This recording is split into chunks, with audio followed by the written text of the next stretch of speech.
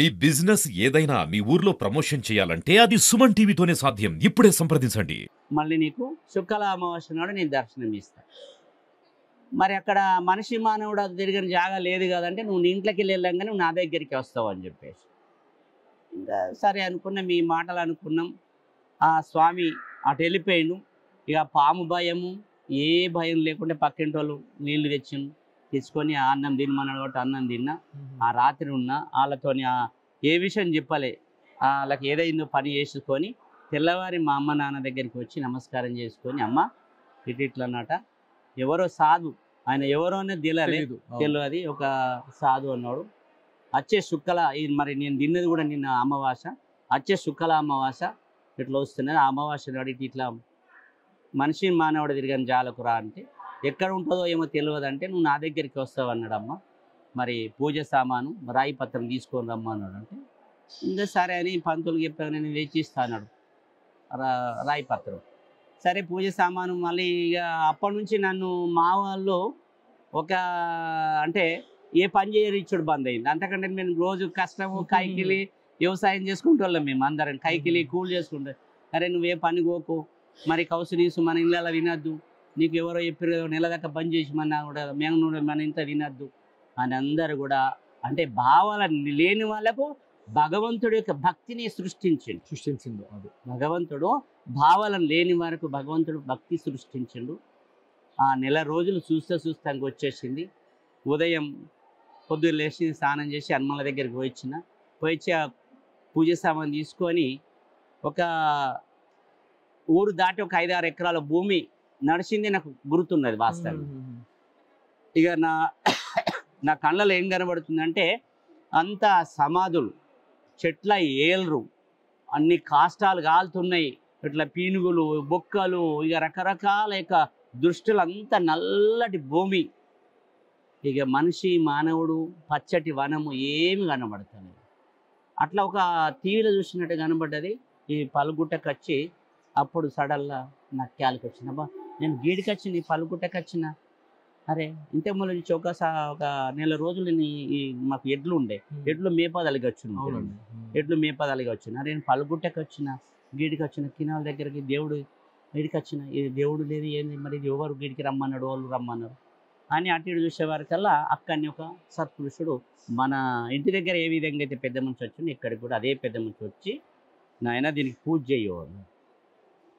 దీనికి పూజ అంటే లింగం వెనుక ఒక చిన్న రాయి ఉన్నది చూడండి. ఆ చిన్న రాయి వెనుక పెద్ద పర్వతం ఉంటుంది. చిన్న రాయికి పూజ చేయించిండు. ఆ పెద్ద రాయి లేపురా అన్నాడు. దాదాపు నీకు నాకు లేస్తుందా 1000 మంది పట్టిన గిదేం రాయి లేస్తుందా అని నేను కొంచెం అంటే భగవంతుడన్న భావన నా దగ్గర లేదు. ఒక ఎదటి వ్యక్తి అన్న ఒక భావన ఏ సాధు సత్పురుషుడు అన్న భావన అంటే ఆ సాధు సత్పురుషుడు కూడా నాకు తెలియదు భావనలు లేవు. ఈ రాయలు లేదు తాత మనకు లేవదు రాయి లేవదేం లేదు నేను నిటారుగా లేదు కానీ అన్న మాత్రంలో ఆయన ఎడమ చేతి అవసరకల్లా ఒక బొయ్యారం లాగా అయిపోయింది. ఆ బొయ్యారం లాగా లోపలికి పోయిన తర్వాత నా వెనుకర రా అన్నాడు. ఆ పలువురవు తీసుకో అన్నాడు. పలువురవు తీసుకున్న ఆయన వెనుకనే పోయేవరకల్లా లోపల కూడా పుణ్యం నాడు ఏ విధంగా అయితే వెలుతురు ఉంటుందో లోపల అంత ప్రకాశమైన వెలుగు ఉన్నది. కన్ను ఎంత పెట్టి అయితే మనం చూస్తామో అంత పెట్టు మనిషి మానవుడు ఒక చెట్టు చేమ ఏమీ లేదు. భూమి ఆకాశం ఒకటే. అక్కడ ఈయన మహాజానుభావుడు దర్శనమిచ్చి అప్పుడు పంచాక్షరోపదేశం చేసి రాయి పత్రం మీద నువ్వు 5 రోజులు పఠన వేసుకుంటా కూకొని ఆయన పఠన చేసుకుంటే పఠన అంటే నాకు ఏందో తెలియదు కదంటే నువ్వు చదువుకోరా అన్నాడు. నాకు చదువు అసలే రాదు కదా అంటే ఈ అక్షరం ఇట్లా ఇక్కడ ఇది చాలా పుణ్యక్షేత్రం కూడా అవుతుంది. ఈ యొక్క 9 మంది మహాసత్పురుషుల యొక్క ప్రదేశం ఈ ప్రాంతం అంతా కూడా పవిత్రమైన యొక్క పుణ్యక్షేత్రం అవుతుంది. నీ చేత 11 శిఖరాలు ప్రతిష్ఠ చేసేట్టున్నది. మరి ఎన్నో చాలా ఇదవుతుంది కాబట్టి పంచాక్షరి ఎడవకుండా నామస్మరణ చేసుకుంటా. ఇదంతా కూడా నీకు గుర్తుంచిన ఎందుకోసం అంటే ఎవరికన్నా ఎట్లా కనబడ్డది ఎందుకు వచ్చిండు అని అడిగిన దానికి సమాధానం ఈ విషయాలు ఒకటి మాత్రం అందరికీ చెప్పచ్చు నాయన. ఈ రాగి పత్రములు ఉన్నది వాళ్ళకి ఎప్పుడన్నా ఏ భావన బాధతో నచ్చిన వాళ్ళకు రాసి పూజ చేసుకుంటారు. వారు సోమవారం శనివారం పూజ చేసుకుంటే వాళ్ళ మనసులో ఏ కోరిక ఉంటుంది అది ఈ క్షేత్రం కూడా చాలా పెద్ద క్షేత్రం అయిపోతుంది మరి అని అప్పుడు ఆ సత్పురుషుడు పంచాక్షర ఉపదేశం ఇచ్చి ఆ పలరోజు తీసి కొన్ని ఈ విధండ చేసి ప్రతిరోజు మనం ఏ విధంగా ధరించాలి బస్సు, శివుడైతే ఏ విధంగా పెట్టుకుంటాం మనం కూడా ఆ విధంగా తను చెప్పినట్టుగా మనం అనుష్ఠానం చేసుకొని యథావిధిగా మీదికి వచ్చినాం ఈశ్వరుడు దయతో మళ్ళీ మీదికి రాగానే ఆయన ఎటు పోయిండు కూడా తెలియదు.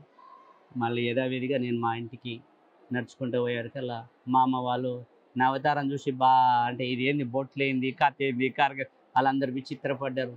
ఇక నేను అమ్మ నాన్నకు నమస్కారం చేసి అప్పుడు స్వామీజీ చెప్పిండు, అమ్మ నాన్నకు నమస్కారం చేసి నీకు జరిగిన స్టోరీ అంతా అమ్మ నాన్నకి చెప్పు అని అమ్మని అమ్మమ్మ ఇట్లా అప్పుడు ఆ స్వామి కూడా చెప్పిండు, నువ్వు 85 సంవత్సరాలు జీవిస్తే 85 సంవత్సరాల తర్వాత ఎక్కడనే సమాధి ఎత్తువు అని కూడా చెప్పడం కూడా జరిగింది. ఈ విషయాలన్నీ చెప్పారు కదా. మా వాళ్ళు ఇక మూడో నమ్మకము ఏడుసుడు తుడుసుడు అందరు ఇక బావాళ్ళు వేరే.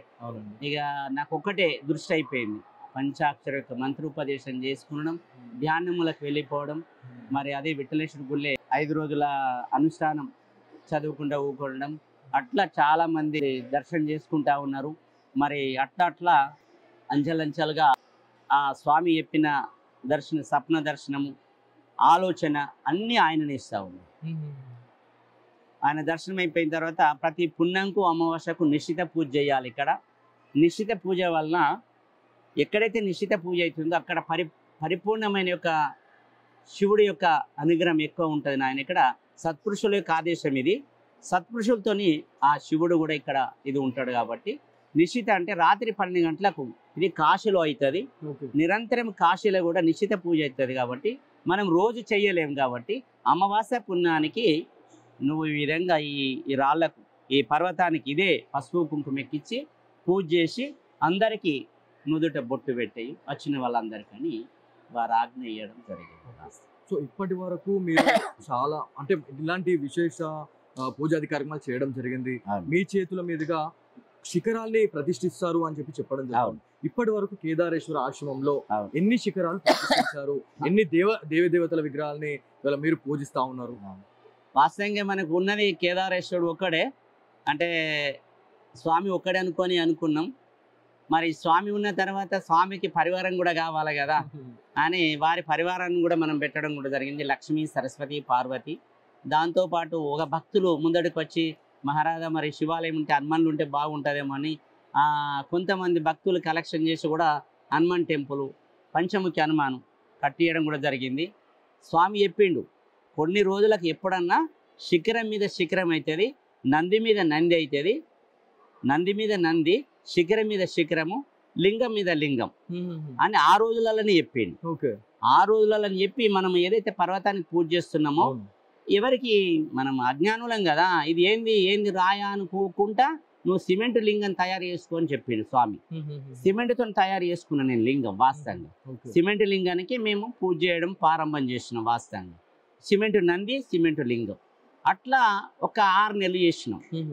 6 నెలలు చేసిన తర్వాత మా నందిపేట్ల గొడిసెరం గంగాధర్ అని వారికి ఒక జ్ఞానోదయం కలిగి విగ్రహాలు తీసుకురంగా ఇది మరి స్వామి ఆజ్ఞను ఎందుకు ఆ విగ్రహం చూడంగానే కేదారేశ్వర ఆశ్రమంలో పెట్టాలా తపన. బ్రహ్మంగారు గుడి కడుతున్నారు, విగ్రహాల కోసం ఆయన పోయిండు, ఇక్కడ దేవాలని తపన మాకు తెలియదు. ఆ నంది లింగం పట్టుకొచ్చి ఇట్లా చెప్పిండు. విచిత్రం ఎవరు ముగించాలి.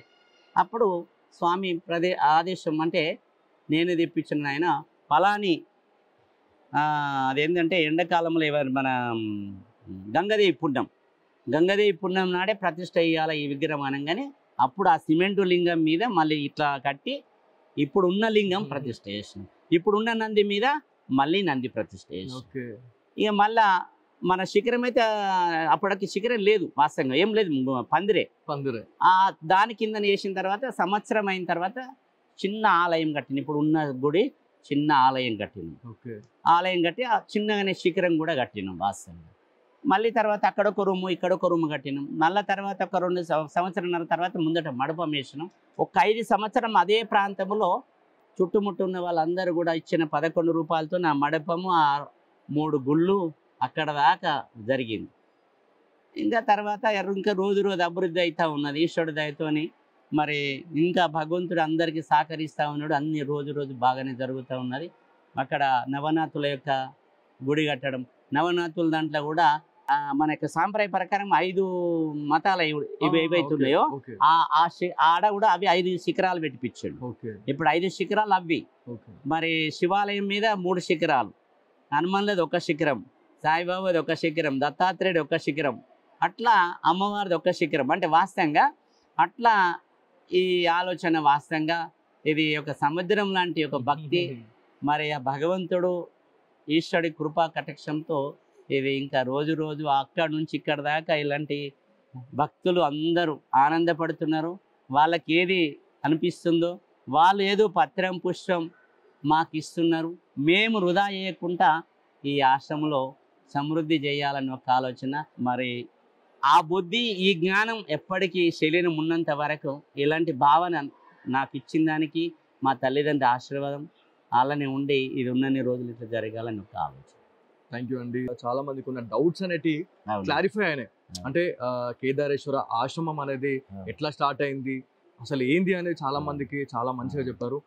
సో ఇది ఇవాళ సుమన్ టీవీ స్పెషల్ స్టోరీ. మళ్ళీ ఇంకో కార్యక్రమంతో మళ్ళీ మీ ముందుకు వస్తాం. అంతవరకు సెలవు.